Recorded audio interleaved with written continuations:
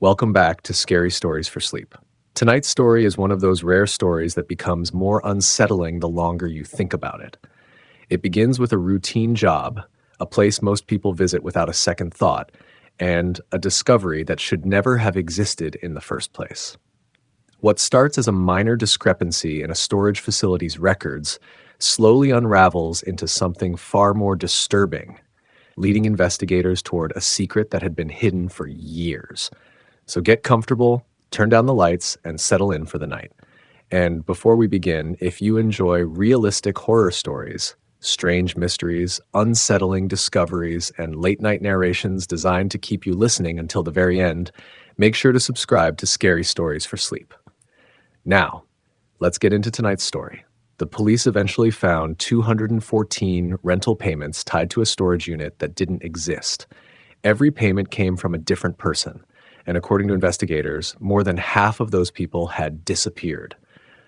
Not necessarily at the storage facility, not even in the same state, just disappeared. At first, nobody understood what the payments meant. By the end of the investigation, they understood enough to permanently shut down the property. My name is Ryan, and 5 years ago, I managed a self-storage facility outside Indianapolis. The job was exactly as exciting as it sounds. Most days involved paperwork, late rent notices, and helping customers find units they'd forgotten the location of. The facility itself wasn't unusual. 4 long rows of storage buildings, hundreds of units, security cameras, electronic gate access, nothing special. I worked there for almost 4 years without a single memorable incident. Then Unit C-117 appeared. The strange thing wasn't the unit itself, it was the paperwork.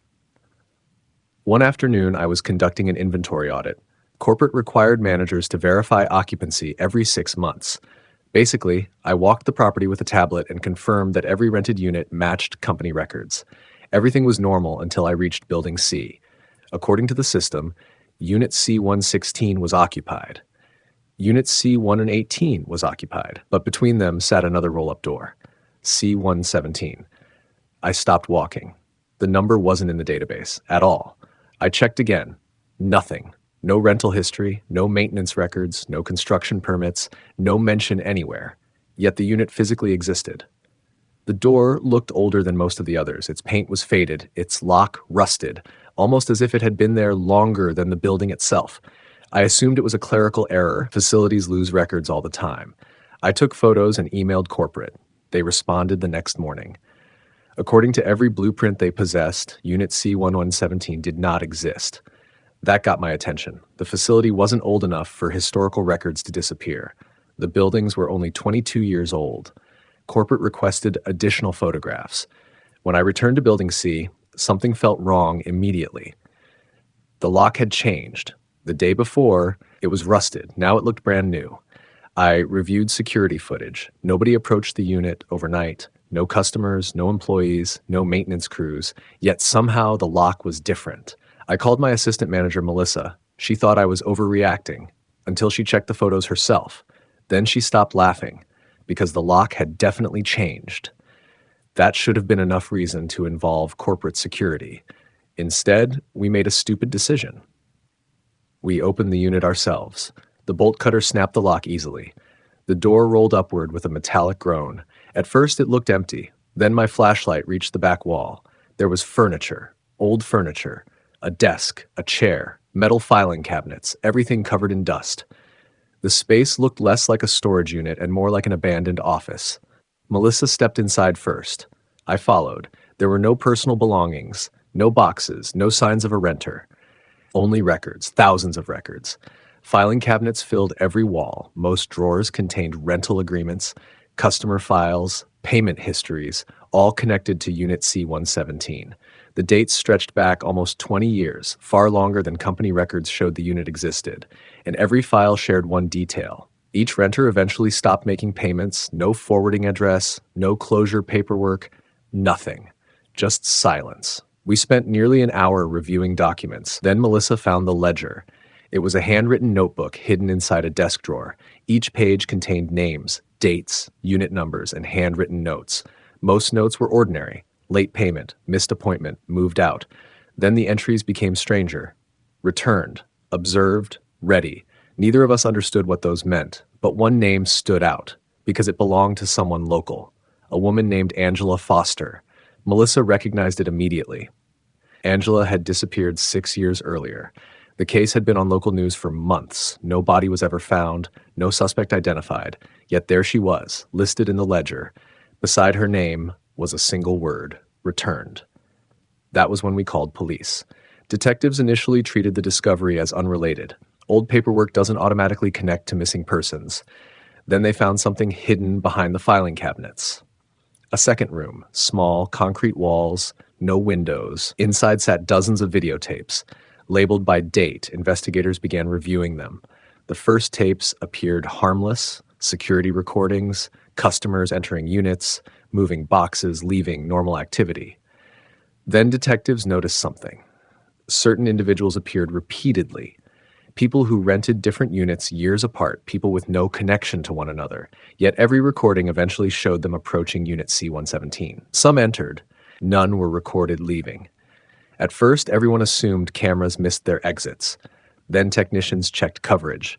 The hallway camera monitored the only entrance. Nobody came out. The discovery transformed the investigation overnight. Police obtained search warrants. Corporate opened internal records. Former employees were interviewed. That's when detectives uncovered the midpoint twist. Unit C-117 wasn't part of the original facility. It had been secretly constructed during development. A contractor altered the blueprints before submission. The changes went unnoticed because inspections focused on structural safety rather than unit numbering. Somehow an extra unit had been hidden in plain sight.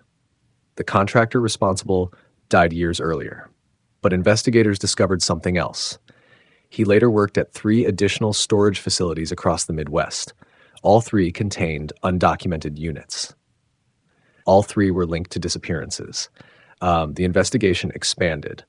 Meanwhile, strange things started happening at our facility. Employees reported hearing movement inside locked buildings. Security cameras briefly showed people standing near C-117 after closing. When guards responded, nobody was there. Then one of our night employees quit, without notice, without explanation. The only thing he left behind was a handwritten note. It contained one sentence: "The people in the tapes aren't old enough." Nobody understood what he meant, until investigators reviewed the recordings again. The tapes spanned nearly 20 years. Yet the people entering C-117 never appeared to age. Angela Foster looked exactly the same in footage recorded years apart. So did dozens of others. Detectives assumed timestamps were incorrect. Then forensic analysts confirmed the dates were authentic. The footage was real. The timestamps were accurate. And the people weren't aging. The mystery deepened further when police discovered hidden wiring beneath the facility. The cables led toward an underground space. Construction crews excavated the area. Beneath Building C sat a network of tunnels, old, far older than the facility itself. The tunnels connected to a bunker-like chamber. Inside, investigators found something they weren't expecting. Photographs. Thousands of photographs. Every missing person from the ledger. Some images were recent, impossible recent. Angela Foster appeared in photographs taken only months earlier. She hadn't been seen publicly in 6 years. Yet there she was, alive, standing inside the underground chamber, smiling. The discovery triggered a massive search operation. State police became involved. Federal investigators arrived. For weeks, they searched every tunnel, every hidden room. Nothing. No people, no bodies, no explanation. Then a detective reviewing photographs noticed a detail everyone else missed.